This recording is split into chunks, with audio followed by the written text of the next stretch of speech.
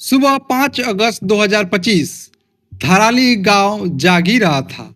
लोग चाय बना रहे थे, बच्चे स्कूल की तैयारी में थे और फिर बस 40 सेकंड में सब कुछ खत्म हो गया। ये कहानी किसी फिल्म की नहीं बल्कि रियल है। ये चेतावनी भी है, शायद आपके लिए। एक तेज आवाज आई और फिर आसमान से ऐसा लगा जैसा जैसे मतलब पूरी दीवार टूट पड़ी हो। बादल फटा और 1230 फीट की ऊंचाई से मलबा 43 किलोमीटर प्रति घंटे की रफ्तार से गांव पर टूट पड़ा। लोग भागे, मगर भागते कहां? घरों के नीचे से जमीन खिसक गई। गाड़ियां ऐसी बही जैसे किसी बच्चे ने खिलौने फेंक दिए हो। वो सिर्फ पानी नहीं था, वो चीखों, पुकारों और मलबों की आंधी थी। 40 सेकेंड और 40 घर मिट्टी में मिल गए। होटल, दुकानें, होम स्टे, सब कुछ खत्म हो गया। जहां कल तक जिंदगी थी, वहां अब सिर्फ मलबा और मौन है। धराली, जो कल तक गंगोत्री जाने वालों का सुंदर पड़ाव था, अब खुद को आईने में भी पहचान नहीं पा रहा है। सुबह का वक्त धराली गांव में जिंदगी अपनी रफ्तार में थी। तीर्थयात्री गंगोत्री की ओर जा रहे थे, दुकानें खुल रही थी, लेकिन अचानक आसमान फटा।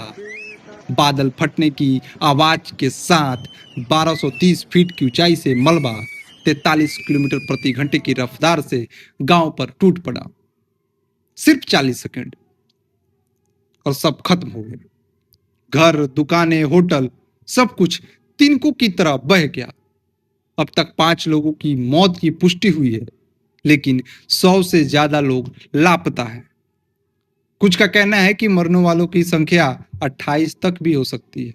सेना, एनडीआरएफ और एसडीआरएफ की टीमें दिन रात मलबे में जिंदगियां ढूंढ रही है, लेकिन हर कदम मुश्किल है। ये सिर्फ एक प्राकृतिक आपदा नहीं थी, ये प्रकृति का क्रोध था, या शायद इंसानी लापरवाही की सजा।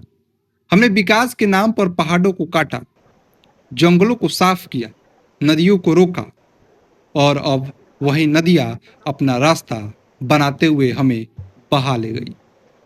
धराली की ये त्रासदी महज एक चेतावनी नहीं बल्कि एक अलार्म है।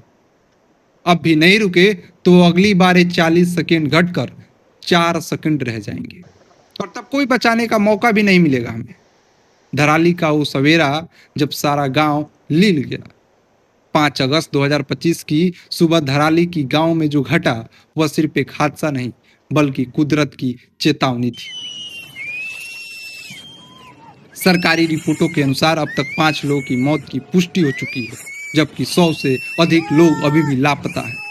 हादसे के वक्त गांव में लगभग 200 से 300 लोग मौजूद थे। सेना, एनडीआरएफ और एसडीआरएफ की टीमें दिन रात राहत कार्य में लगी हुई है, लेकिन मलबे के नीचे लोगों को निकालना आसान नहीं है।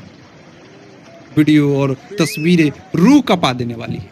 एक फुटेज में साफ दिखता है कि कैसे उफनती नदी अचानक अपना रास्ता बदलती है और सीधे गांव को निकल जाती है। जहां कल चल पहल थी, आज वहीं सिर्फ टूटी दीवारें, बहा हुआ मलबा और खौफ है।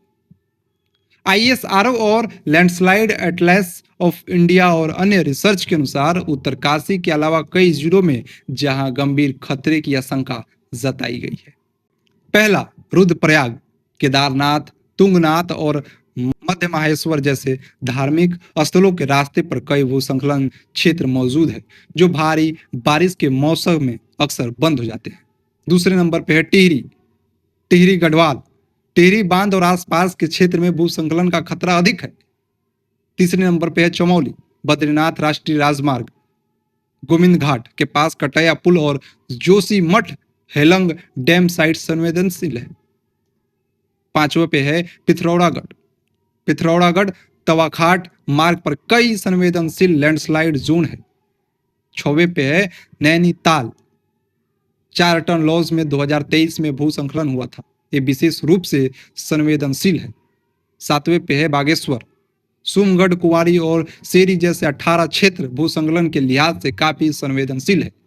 8वें नंबर पे है चंपावत, टनकपुर पिथौरागढ़ राष्ट्रीय राजमार्ग पर 25 संवेदनशील भूसंखलन क्षेत्र चिन्हित किए गए हैं। 9वें नंबर पे है देहरादून। देहरादून मसूरी मार्ग पर गलोगी 9वें नंबर पे है देहरादून।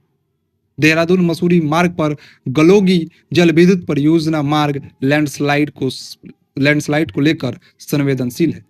10वें नंबर पे है हरिद्वार। हरिद्वार की मानसा देवी पहाड़ी भूसंकलन से प्रभावित है। अब सवाल यह है कि समाधान क्या है? तो एक, निर्माण से पहले पर्यावरणीय आकलन अनिवार्य हो। दूसरा, अलर्ट और मॉनिटरिंग सिस्टम को मजबूत किया जाए। तीसरा, नदी और जंगलों के साथ छेड़छाड़ बंद हो। चौथा, हिमालयी क्षेत्र में अनियोजित पर्यटन और विकास पर लगाम लगे। जाते जाते अंतिम बात, क्या हम सिर्फ रोएंगे या कुछ बदलेंगे? धरौली और 2013 की घटनाएं चीख चीख कर कह रही है, अगर अब भी हम नहीं सोचे तो अगली बार तबाही और भी बड़ी होगी।